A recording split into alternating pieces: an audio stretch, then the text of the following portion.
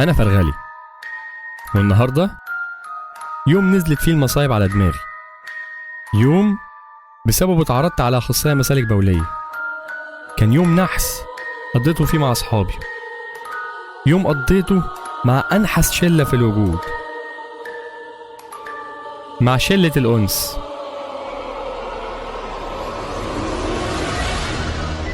تعالوا بقى أعرفكم على شلة الأنس.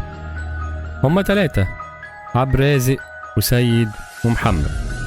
دي بقى شلتي من أيام المدرسة، يعني عارفين عني كل حاجة. بس مش دي المشكلة، المشكلة إن أنا بخاف جدا من كل حاجة. أيوة، أنا الشخص اللي بيخاف من العفاريت والجن والأرواح. هتقولولي ده طبيعي وناس كتير بتخاف منه، عارف، بس اللي مش طبيعي إن أنا كمان بخاف من الامتحانات والنتيجة. خد بقى الكبيرة، أنا لسه بخاف من شبشب الحاجة لحد دلوقتي. ده أنا مش بخافه بس، ده أنا بترعب منه كمان. المشكلة بقى إن العيال الشياطين دي عارفين عني كل الكلام ده، وللأسف بيستغلوه.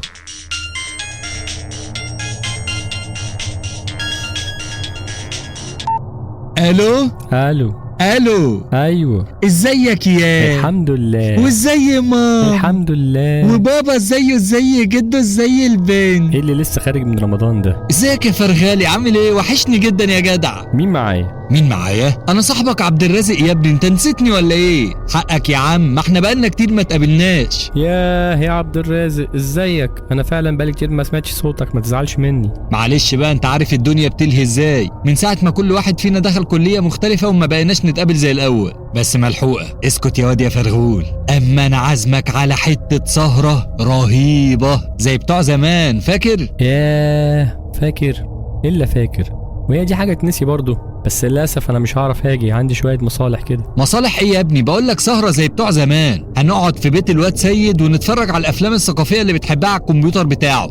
البيت فاضي ياض واهله مسافرين. هوبا، افلام؟ لا انا كده اجيلكوا. حلو، الساعه 7. تمام قوي، قشطه، هنستناك، اوعى ما تجيش. عامل لك مفاجاه رهيبه، هوريك حاجات عمرك ما شفتها قبل كده. اوعى، حلاوتك يا عبد الرازق. طب على ميعادنا بقى، يلا سلام.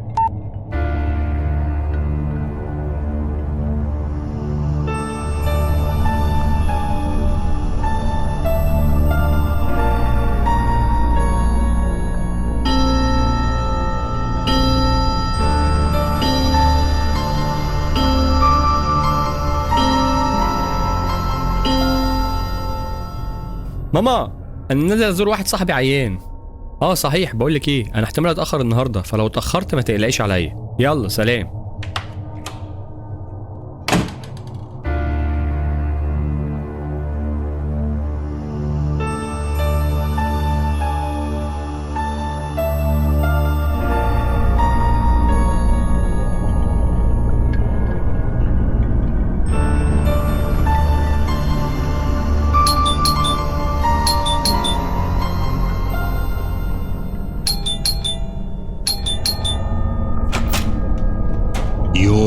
عايز ايه؟ ايه ده؟ هو بيطردني ولا ايه؟ وضحكت عليك. ايه رايك في المقلب ده؟ خضتني يا عم انت، انا قلت انتوا رجعتوا في كلامكم ولا ايه؟ عيب عليك، انا وعدتك هتشوف ليله عمرك ما شفتها قبل كده. تعال ادخل. انا جيت يا رجاله. اهلا يا فرغلي. وحشني يا صاحبي. ايه ده؟ مالكوا بتبصولي كده ليه؟ هو في حاجه ولا ايه؟ لا طبعا مفيش يا ابني. تعرف يا فرغلي، انا بقالي اسبوع بقرأ في كتاب عن الجن والسحر. نعم يا اخويا. اشمعنى يعني؟ اصلا انا من اسبوع كنت ماشي في وسط البلد وعديت على واحد بياع كتب ولقيت كتاب صغير كده عن تحضير الجن، اشتريته ب3 جنيه بس كتاب جميل. المؤلف بتاعه بيوريك ازاي تعمل عهد لتسخير الجن لخدمتك وبطرق سهلة قوي. يا عبد الرازق، الكلام اللي انت بتقوله ده، هو في حد يتكلم في الكلام ده يا راجل؟ ده احنا جايين نسهر سوا مع بعض وانت جاي تتكلمني في الجن والعفاريت؟ انت خايف مش كده؟ على العموم سيبنا اكمل لك الحكاية. انا قعدت يا سيدي اقرأ واتمعن فيه وما اكدبش عليك، خفت اجرب في الاول اي حاجة عشان كان مليان عمليات حسابية معقدة كده وحاجات صعبة قوي. يا دي النيلة يا عم، كفاية كلام في الموضوع ده، ابوس ايدك. لحد ما لقيت بقى ايه، تجربة خفيفة كده تحضر جن وتسأله عن حاجات في نفس الوقت في مكان تاني. يعني مثلا اقدر اقول له هي امي طبخه ايه دلوقتي او اختي بتعمل ايه دلوقتي. بس للاسف لقيت في الكتاب ان الخادم ده مستحيل يجاوب الاسئله الا في وجود وسيط بشري. الله الله الله الله، ايه يا رجاله انتوا بتعملوا؟ احنا ما اتفقناش على كده، انتوا بتكتفوني ليه؟ ولا حاسب يا قولوا لو حد قرب مني هصوت على طول. سامحني بقى يا صاحبي، ما لقيتش حد غيرك يكون وسيط روحي، ولان انا عارف انك بتخاف موت من الحاجات دي ومستحيل توافق، فقلت بقى ايه هعملها غصب عنك. ايه يا عم شغل الافلام ده؟ على فكره انت لو كنت قلت لي كنت وافقتك على طول بدل الفيلم اللي انت عامله ده. يا راجل بتتكلم بجد بالله؟ ايوه بتكلم بجد بالله. خلاص يا رجاله سيبوه. انت ما سمعتش هو بيقول لك سيبوه؟ قال لك سيبوه. وسع لي بقى كده عشان اعرف اقوم. بسم الله الرحمن الرحيم.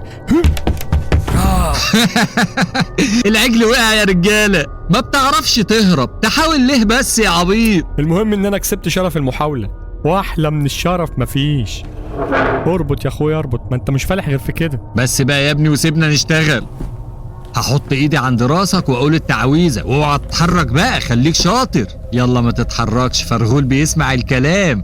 جدي جدي جدي جدي جدي. يا من تسكن في اسفل الوديان، يا من اذا نطقنا اسمك حضرت في الحال. تعالى تعالى تعالى، يلا احضر وتعالى. ايه ده؟ انت بتعمل ايه؟ انت بتحضر جن ولا بتحضر عمرو دياب؟ ايه يا ابني اللي انت بتعمله ده؟ بطروخ بطروخ بطروخ بطروخ، أخبره أيها الخادم الذهبي أن يتلبس بجسد فرغلي. بطروخ بطروخ بطروخ. ايه صوت الخبط اللي على الباب ده؟ يا ترى مين اللي بيخبط علينا في الوقت ده؟ مستحيل حد يكون جاي في الوقت ده. طب روح شوف مين في العين السحرية. مفيش حد واقف بره. الحقني يا عبد الرازق. ايه يا ابني في ايه؟ ابوس ايدك انا مش ناقص. انا مش شايف حد خالص. نعم يا اخويا. والله بتكلم بجد. لا خليك بقى وانا هروح ابص بنفسي. يا لهوي انا ما لقيتش حد واقف بره. ده الباب بيخبط تاني. اعوذ بالله من الشيطان الرجيم. يا ابني اهدى انت وهو، هتلاقي في حد بيهزر معاك ولا حاجه. حد بيهزر؟ طب تعالى يا اخويا واتاكد بنفسك. طب فكني، طيب فكني. الموضوع ده فيه عفريت يا جماعة، أنا خايف. اهو بيخبط تاني اهو، انا هروح بنفسي واتاكد. ايه ده؟ ده مفيش حد. اعوذ بالله من الشيطان الرجيم. ايه اللي هببته ده؟ ادخل بسرعه واقفل الباب. انت عبيط يا ابني انت؟ مين قالك تفتح الباب؟ استنوا انتوا سامعين؟ يا ليله سودة، ده صوت الخبط لسه شغال، بس المره دي كانه جوه الشقه. لا مؤاخذة يا رجالة، هو الحمام منين؟ ولا اقول لكم؟ خلاص مبقاش لي لازمة. انا اللي محتاج ادخل الحمام. اعتقد يا سيد الصوت ده طالع من الحمام. اسمع كده اهو، صدقتوني الصوت ده فعلا طالع من الحمام. تفتكروا الصوت ده من العفاريت؟ استنوا كده، انا في حاجة في بالي عايز اجربها، بس ما تضحكوش عليا. بقول لك يا عبد الرازق، تفتكر الصوت ده نتيجة اللي انت قريته عليا؟ بقول لك ايه اللي بتخبط، لو الدقات دي ردا على كلامي فخبط تاني. يا نهار اسود. طب انا هقول لك على حاجة، انا اسألك سؤال ولو اجابته بنعم خبط خبطة واحدة، ولو كانت اجابته بلأ خبط خبطتين، ماشي؟ تمام. انا هسأل اول سؤال، هو انت روح؟ امال ايه؟ عفريت؟ تمام. ايه ده؟ صلى على النبي صلى على النبي صلى على النبي. وده اسمه ايه ده بقى؟ اعتقد والله اعلم يعني عدد الدقات ده يعني عدد العفاريت اللي موجودة. صح كلامي يا اللي سامعين؟ طيب انتوا جيتوا نتيجة الكلام اللي عبد الرازق قاله؟ الله يخرب بيتك يا عبد الرازق على اليوم اللي عرفتك فيه. طيب تحبوا تشربوا حاجة؟ طب انا يا دوب امشي، عايزين مننا حاجة؟ انتوا عايزين تأذونا؟ عايزين تعملوا كده ليه؟ يا ابني اسكت ما تزعقش لحسن هينفخنا كلنا. وبعدين احنا اتفقنا ان الاسئله هتكون اجابتها بنعم او بلا، انت عايز يرد عليك ازاي ده؟ يا نهار اسود. الحقوا يا جدعان، الحيطه لونها بيتغير، ده واضح ان بيتكتب عليها حاجه. أغبياء، لقد أشعلتم الحرب بيننا. تعالي لي يما. يا نهار اسود، ده النار مسكت في المكان. أنا أخش الحمام أجيب مية بسرعة. أهو أنا جبت جردل ولقيته مليان مية. انت غبي يالا، انت كبيت كسبة المية يا غبي. اهي النار شعلت اكتر يا حمار. أنا برضو اللي غبي، في حد يحط جهاز في قلب الحمام؟ هو أنتوا إيه هتفتحوا بنزينة؟ يا عم سيبك منه، تعالى نجيب بطاطين عشان نطفي النار دي. يلا بسرعة. يا لهوي على الولا اللي هيموتنا بغبائه. حد يمنع الواد ده ويقول لي يسيب اللحاف بدل ما هنولع كلنا.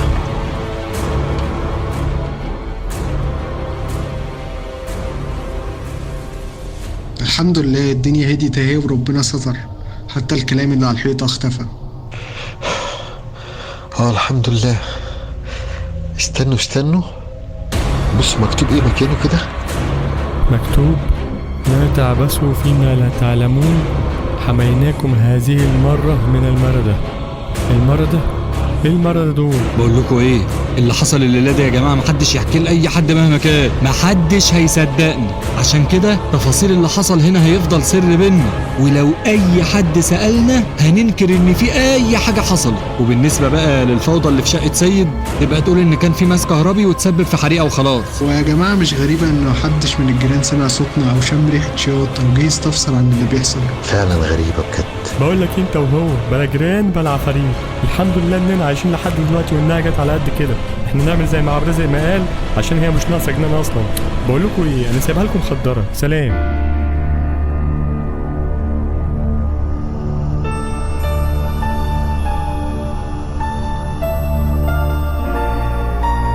الحمد لله ان انا وصلت البيت. انا مش عارف انا جيت لحد هنا ازاي. انا اعصابي بايظه خالص. ايه ده؟ انا هعمل زي ما عبد الرازق قال. انسى يا فرغلي، انسى. السلام عليكم. خير، جيت بدري ليه؟ اصل انتوا وحشتوني قوي، فجيت اتفرج معاكم على التلفزيون. ايه ده؟ قوم افتح الباب يا فرغلي. لا يا عم، انا مش هفتح الباب. قوم افتح انت. ماشي، انا هوريك يا زفت.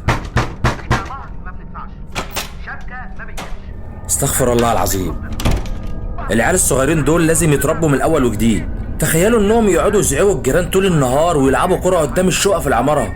استغفر الله. يا وقعتك الطين يا فرغلي، احسن تكون دي العفاريت اللي في شاية الواد سيد وجم ورايا لحد هنا. عيال عفاريت بصحيح، كل يوم يخترعوا طريقة جديدة في الازعاج.